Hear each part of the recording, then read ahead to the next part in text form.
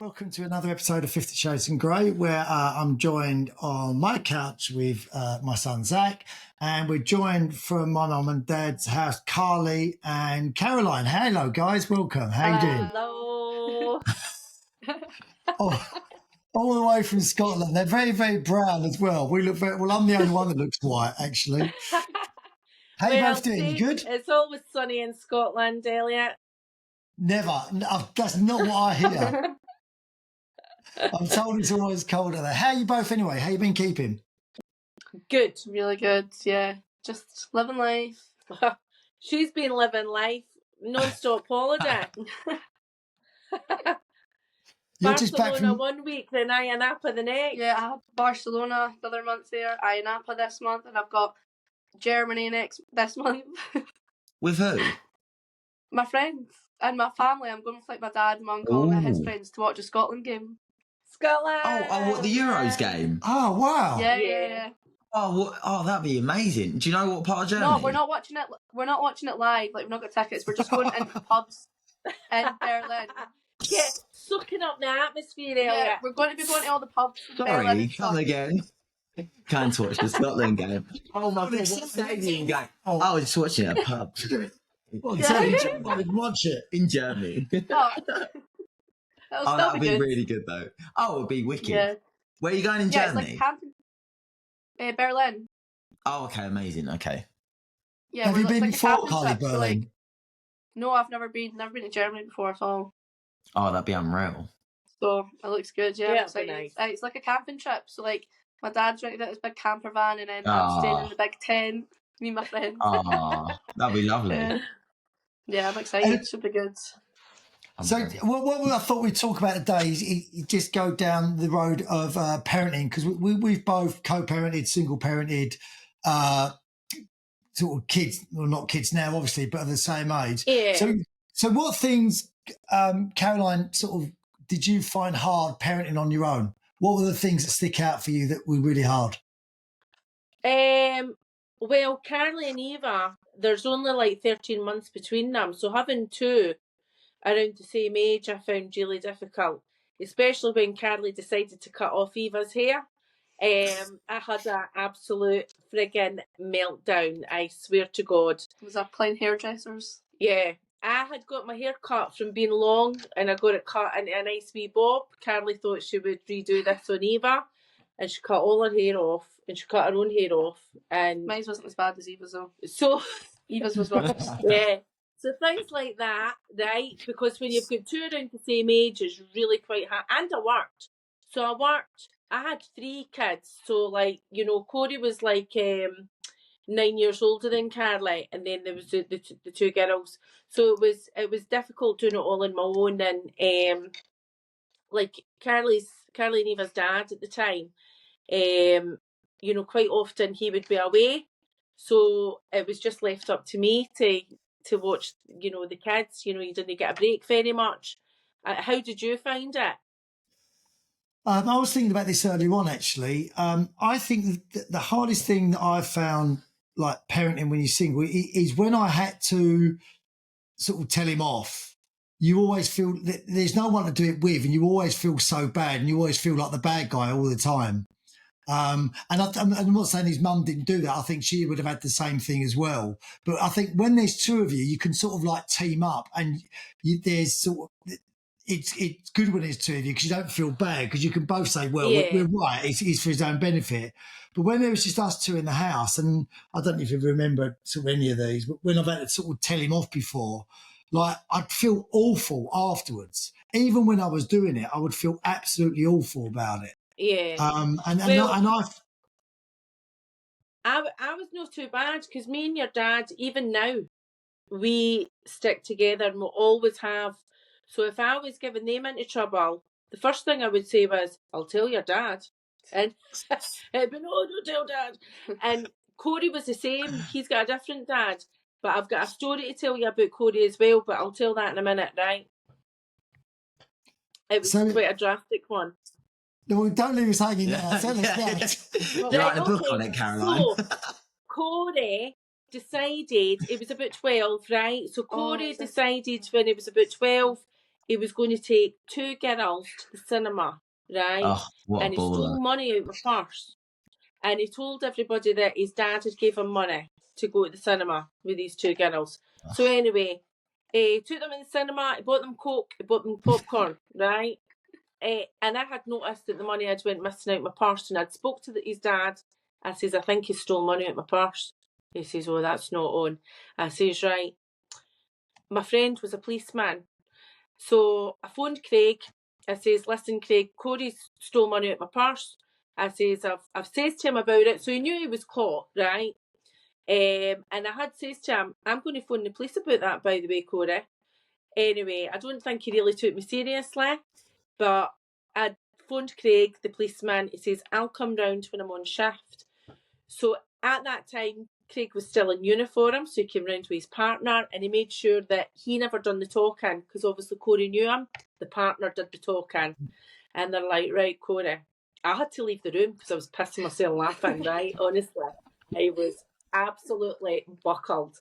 But honestly, it put the shitters up him, and he has, I mean, he's 30 now. He's got kids of his own, but he never stepped a foot wrong after that, ever. He got his wee talking to, he got a row, and he took it on board, and he was a good lad. Never had any bother with him after that. But that could have went a very different way. Do you know, if I had been a wee bit lackadaisical about that, and, you know, all right, Corey, you shouldn't have stolen money out my purse, it could have escalated, and it could have been a continual thing. So I think when it comes to something serious like that, get it nipped in the bud. And that's what community police officers are for.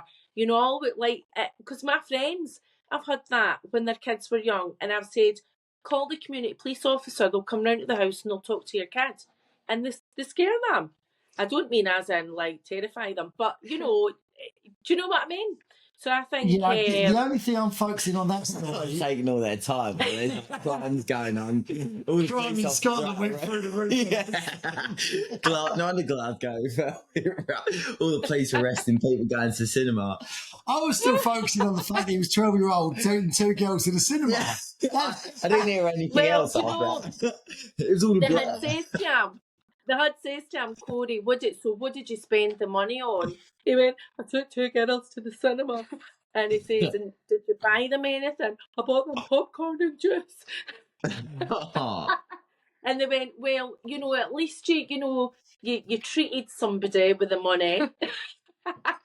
He says, but you do know it's still not right to be taking somebody else's money. And he's like... Or 2 girls out at the same time. Well, luckily, he's a one-woman man now. And with the 2 kids. So, Karli, how about you sort of growing up? What are your memories of sort of with your mum, and in terms of how it's affected you, or not affected you, but in what influence that will have on your parenting? But like when my mum like disciplining me and things like that. Just generally, just everything across the board. Is there? You know, I know you're a long way from having kids and getting married. Well, I think you've definitely like grown me as a person. Do you know what I mean? Like how you brought me up has made me like morals. Yeah, like morals. Like all my morals are like basically the same morals as you've got. Yeah, because that's how you've taught me, and that's how I think. And and I've taught you to value yourself as well. Yeah, and like to be grateful for things that other kids don't have, and to like appreciate life, like things like that. You know what I mean? Caroline. Like, yeah, Caroline. Yeah, no, I'm such a good parent. Well, do you know, I'm a bit of a shouter though. She will tell you that. You know, I used to scare the shit out of them when I shouted. I used to scare the shit out of my husband when I shouted. Never mind the kids. No wonder I'm single. How about you, mate? Anything? I should have gone first after Karli's speech. Yeah, you better pull something out of the bag now, because that was quite good. Hold on a minute. I was really crying at Karli's. Yeah, I am shedding a few tears at Caroline.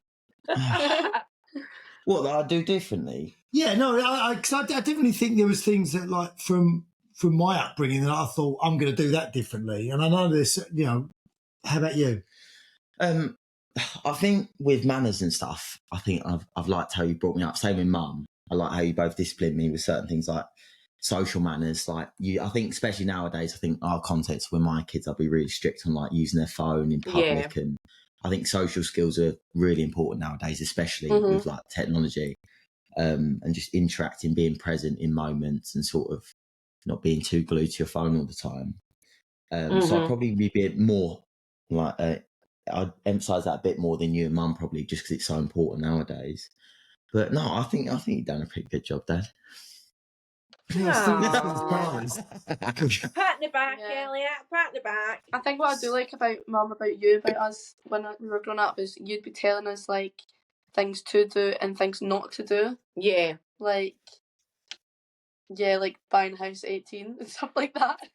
Yeah, because like obviously you learn you don't want your kids to repeat the same mistakes as you, right? And getting into debt and stuff, you're always like us, don't get into debt, don't get a credit card if you don't need one. Yeah. Do you know what I mean? And like overdrafts, like I know a lot of my friends are owe back thousands in their overdraft, and I've not got one, thank God. I just try, like, I think I'm quite good with my money now. Yeah. I do keep my savings, and then I do use them for things that I need to use, but I've not holidays. Like, I don't. Yeah, holidays. Well, exactly. Like, I use them for things that make me happy, like going on my holidays. Do you know what I mean? I like going on my holidays, so that's what I save my money for, and then I make sure I've got money left over in case I need it for anything important, like a flat tire or something like that. Yeah, you know? Inevitable. Well, I made sure as well that you had money in an ISA, so you could start building and saving up for a house and what have you. And I've always says to the girls, I mean, it's too late for Corey. He's done it. He's married, bought the house, got the 2 kids. But like with the girls, I've always said, you know, when you buy your first place, buy it on your own. Don't buy it with a guy, you know, because you never know what's going to happen. Always have your own little house that you can always go back to. Yeah, back up. I agree. And I would say that to you, Zach, as well. If you were my son, Caroline. I would be saying to you, always have your wee place that you can go back to. Yeah. Yeah, no, I'd even say that with a friend as well, not just a partner. I think I'd be the same with friends. Yeah. I think financially you just always have to cover yourself. I think if I bought somewhere, I'd get them to buy it and then rent it off them. Yeah, that's what we were saying. Because like, if you didn't, you just bought a house with someone straight away and then you broke up, like, you need to go back to your parents' house. And it's not ideal if you're like 30 and do you know what I mean? It's not ideal. I don't know. Don't be too judgy. Don't judge people going back to their parents' house at 30. Well, no, I know a lot of folk that go moving back with their parents, but personally, I wouldn't want to be moving back in. Yeah, once you've moved out, you want to step back. Yeah, but I want to stay out. I don't know. I think if you bought somewhere, I think that's different. If you bought somewhere and then you're moving back, I think that's different. Right, we'll have a discussion when you're older. Because like me and my 2 brothers, I've got 2 older brothers. I think at some stage we've all moved back home. I think I will.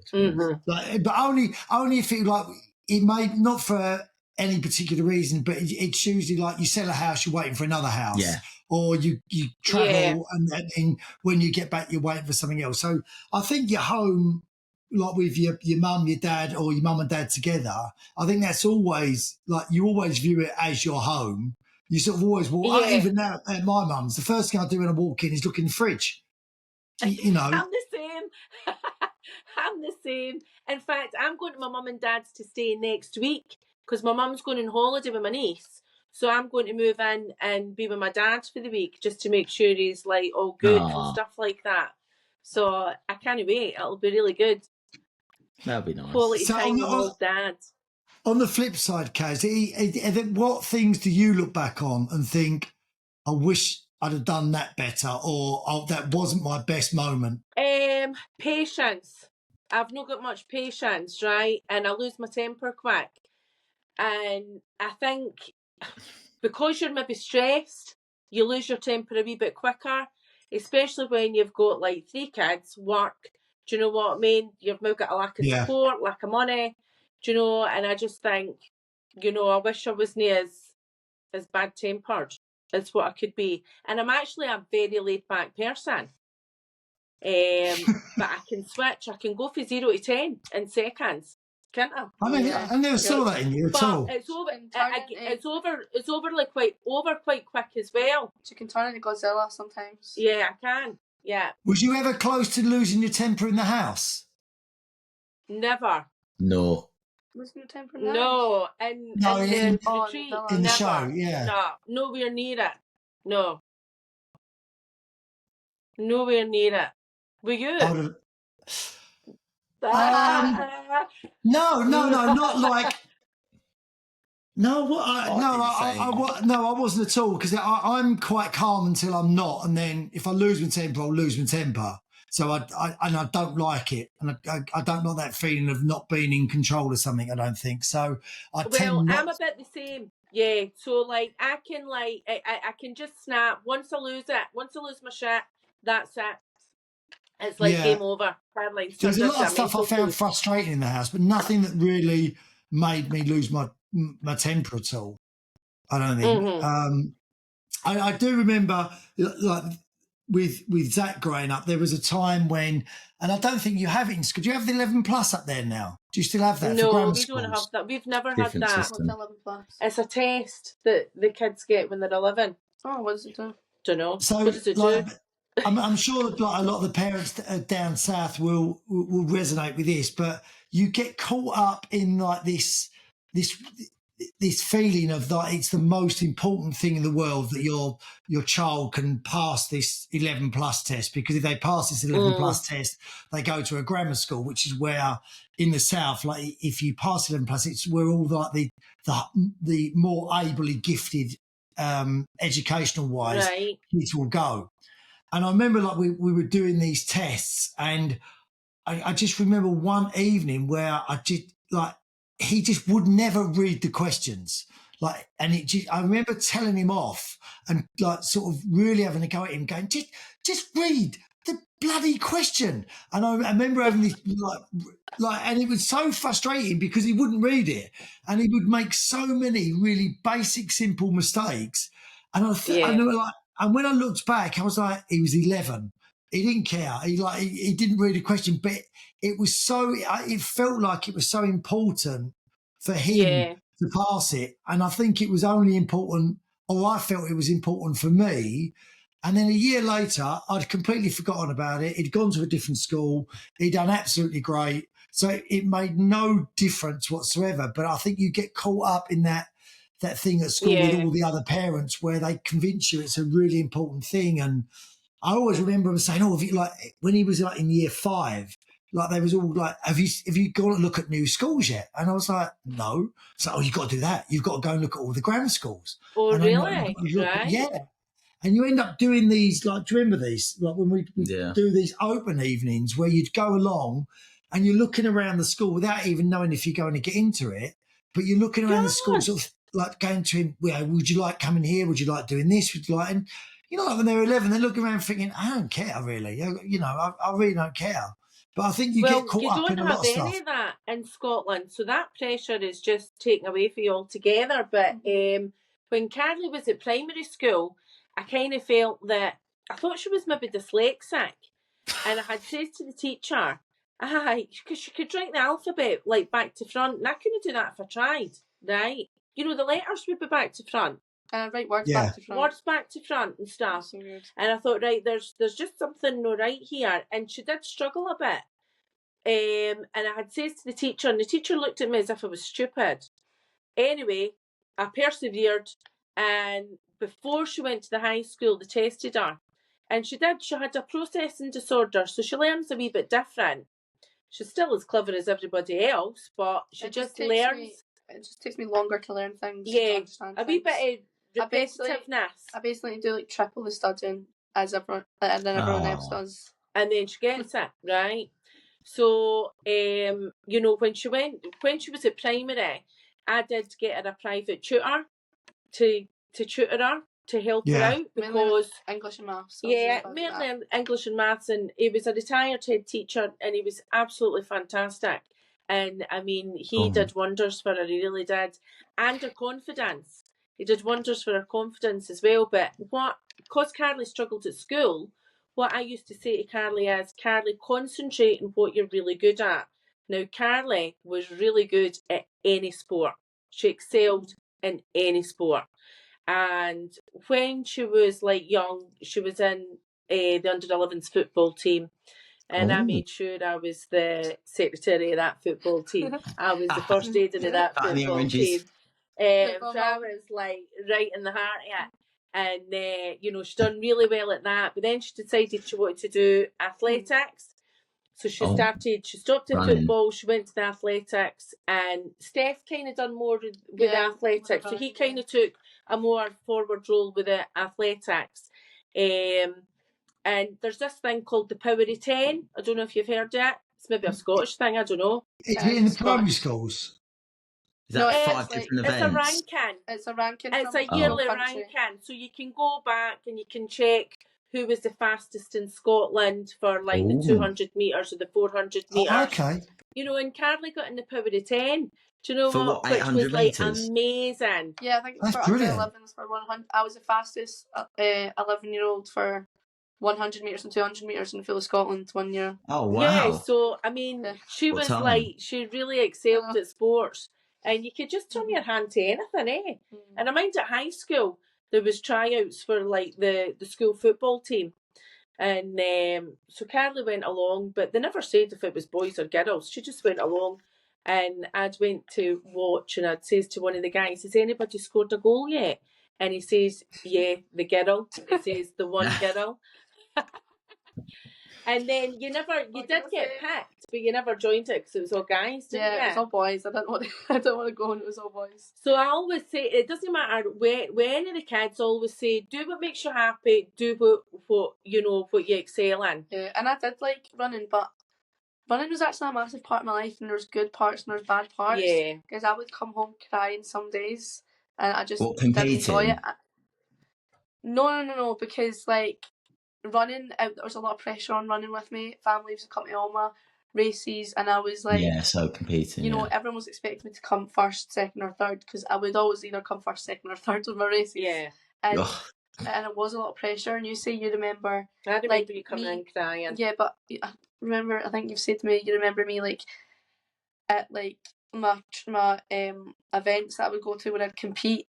Before my races, all the girls would be like warming up and would be looking really serious. They'd be warming their muscles up, and then I'd be just playing with my friends because I just, as a kid, I loved running and it was good, and I knew I was good at it, but I wasn't in the mindset like, oh wow, like, I could maybe be really good at this. It could do good things for me, but I just think it's fun, and I just happened to be really good at it, and then I think when it started to become really competitive, and that's when I started to not enjoy it as much. Yeah, it got too serious. I was getting too serious, and I didn't like being serious. I just like having fun running, and it's quite sad actually. I think if I'd stuck at it, it could have been really good. But even football now. You stuck at that. She could easily have been in the Commonwealth Games. Well, you could have kept up with football because women's football now is really shooting up. Well, women's football. I did, once. I went back to football, and because I missed it, and then.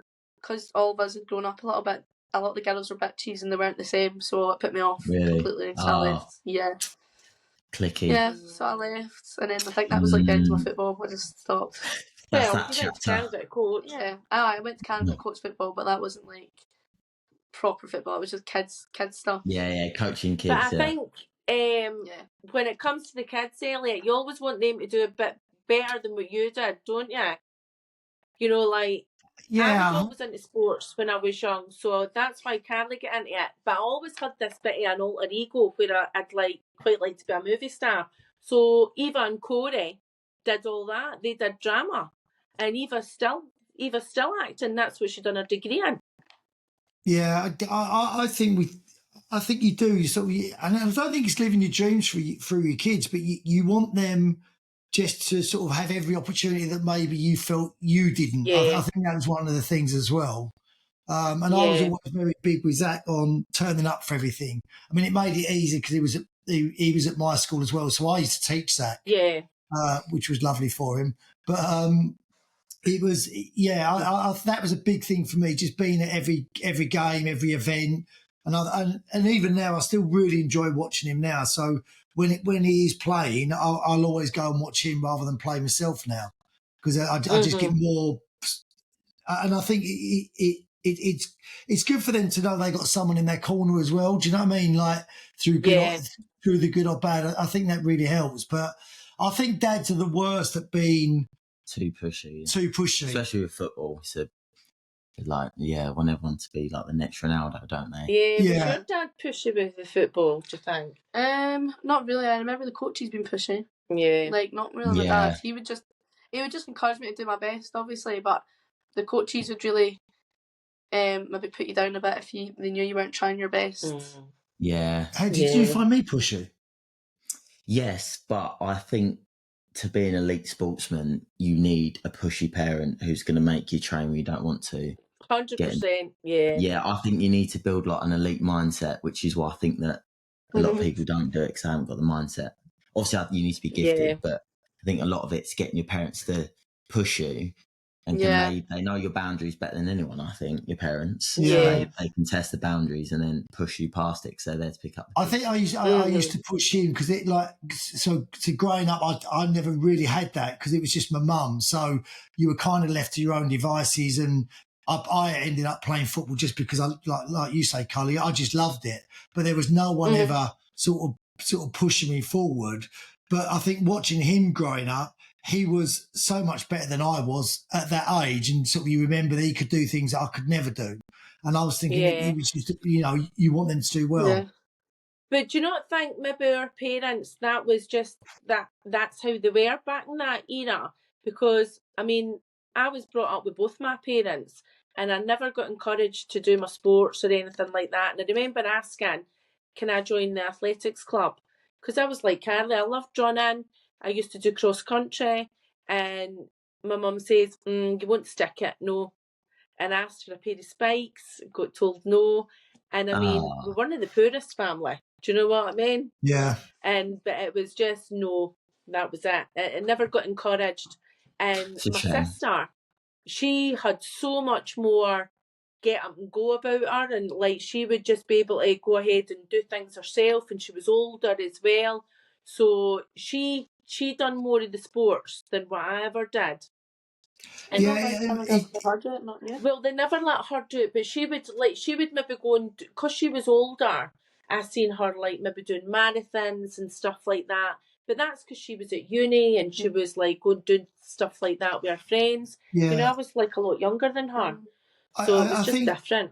I think looking back now with my sort of childhood, like my mum had 3 the same as you, and she was sort of. She was single when she was 31. She was single from that point going forward. She was widowed. So like she had 3 boys. So I only ever had 1. So I don't know what it's like trying to divide your time.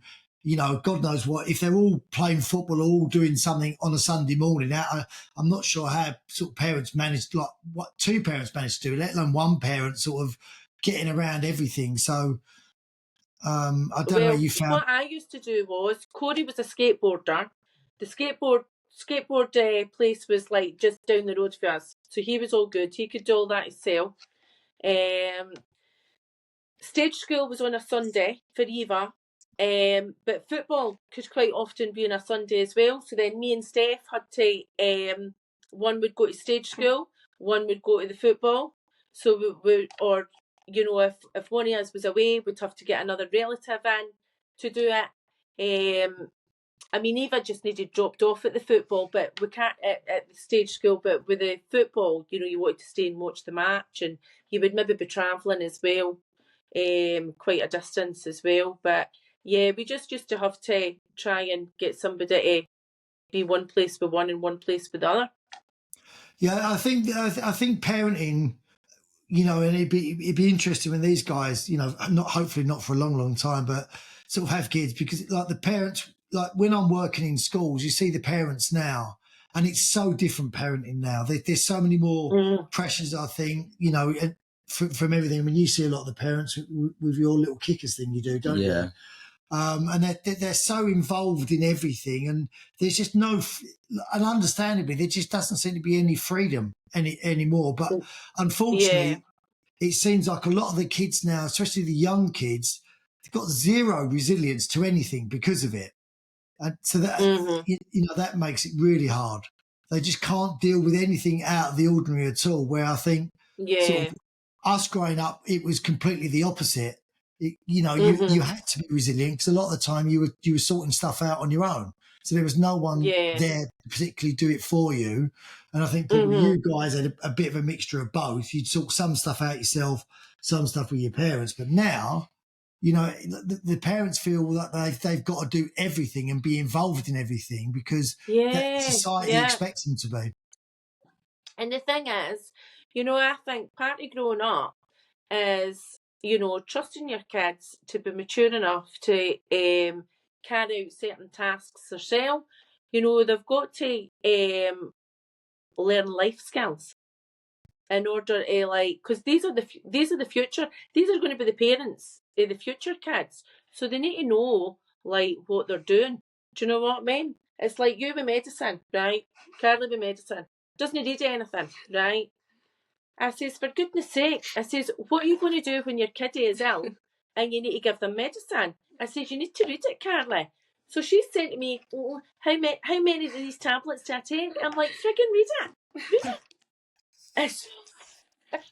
No, I can read it, but then I read it, but then I just think asking you will be faster. Just Google it now. So wait a minute, I've got to read it first and then tell you. It's like when you watch a film with Karli. Oh, so bad. So what's happening now, Mum? I'm like, watch it. I've seen it the same as you, Karli. I don't know. So Zach just fast forward to the end, watch the end too. No, that's what he does. So it really annoys me that he does.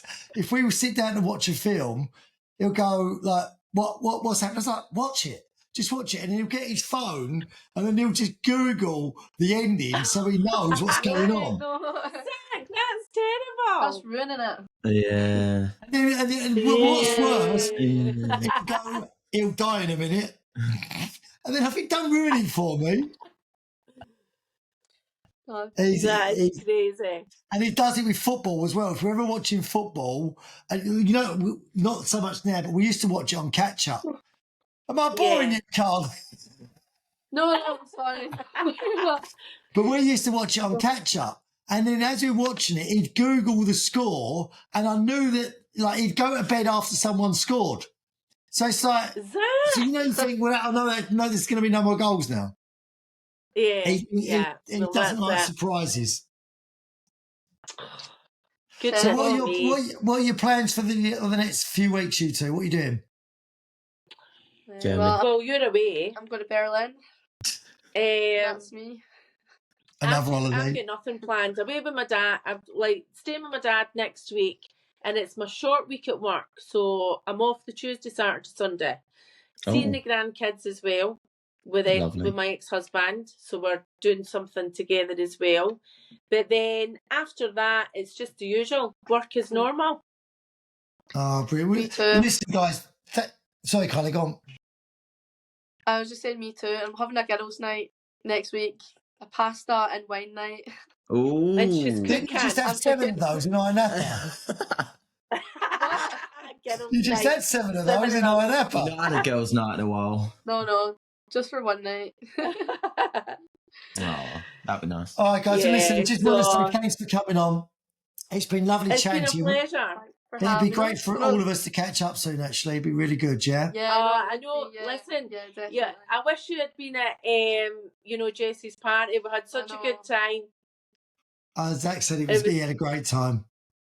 It was good fun. And then the next day we were away at Clayton's and we stayed over there. And we met his little boy, didn't we?